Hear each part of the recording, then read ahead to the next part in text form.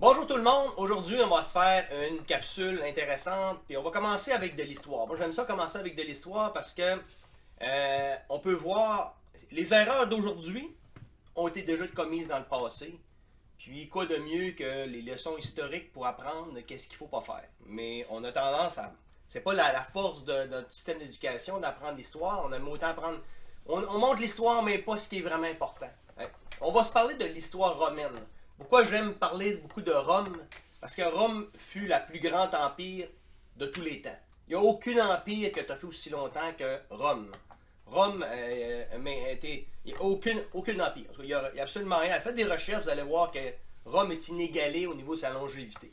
Donc, ils ont dû faire des choses qui étaient correctes. Ils ont fait des affaires pas correctes, mais ils ont dû faire des choses correctes. Sinon, ils n'auraient pas tenu aussi longtemps, c'est impossible. Alors, Rome, on dit toujours que Rome s'est effondrée au 5e siècle. Puis on dit c'est les invasions barbares qui ont créé la destruction de Rome, puis les barbares ci, puis les barbares ça.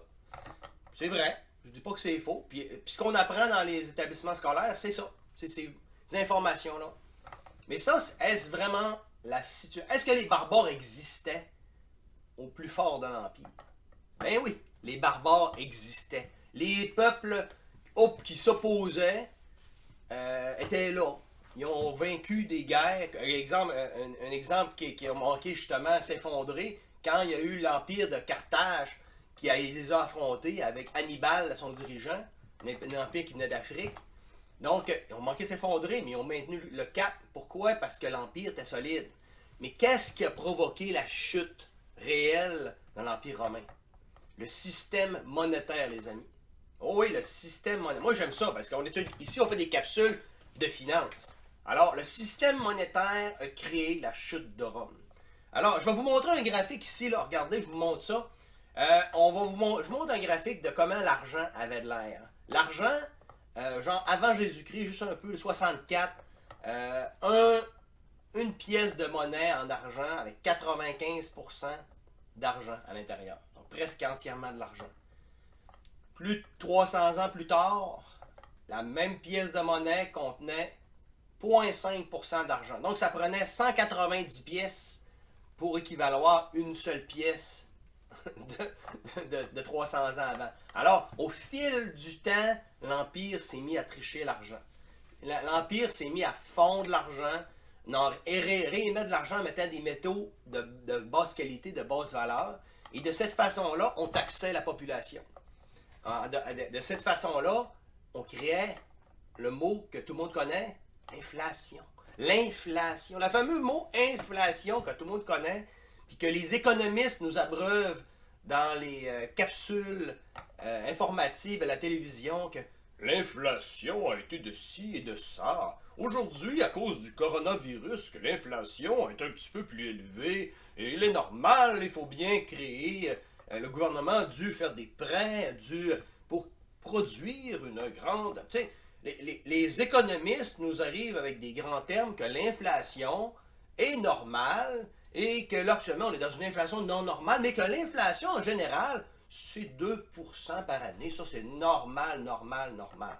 Alors, voyez, je vais vous montrer un graphique. Qu'est-ce que ça donne, l'inflation? Je vous montre un graphique ici depuis 1913 aller jusqu'à aujourd'hui.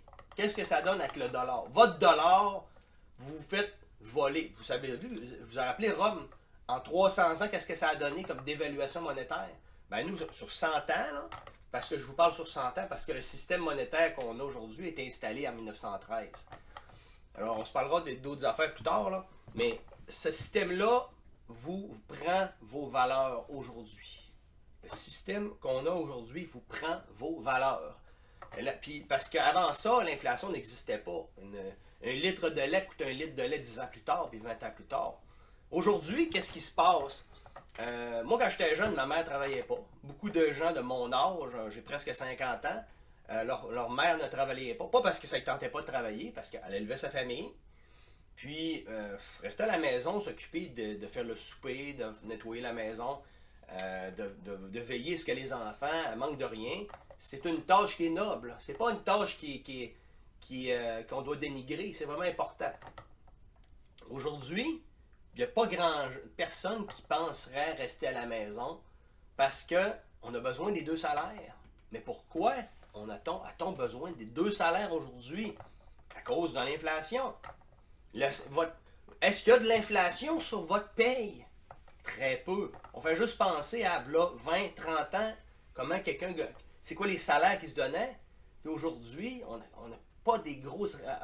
on n'a pas tant de hausse salariale que ça. Pas autant que de hausse de prix. Donc, c'est que ça donne... puis pourquoi c'est ça qui se passe? Parce qu'on fait la même chose que les Romains. On dévalue l'argent. On dévalue l'argent. On imprime de l'argent fictive. De l'argent qui n'a pas été travaillé. Ce que ça va donner, qu'est-ce que ça va donner?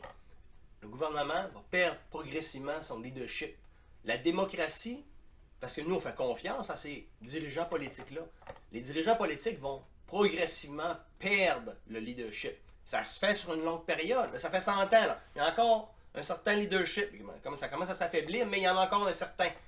Mais tricher, en tout cas, vous, quand vous trichez, est-ce que vous gagnez d'habitude? Des fois, on gagne. Des fois, il y en a qui s'en tirent quand même pas mal d'années à tricher à l'école. Mais à un moment donné ou un autre, ça te rattrape. Tricher, là, un jour ou l'autre, tu vas payer pour ce que tu as fait. Fait que tricher, c'est pas bon. Fait que là, on a triché dans le passé. L'Empire romain a montré que ça a pris des années, là. Ils en ont traversé des époques. Mais en bout de ligne, ça a terminé. Tricher mène à l'échec. C'est ça la conclusion de tricher le système monétaire mène à l'échec. Bonne journée.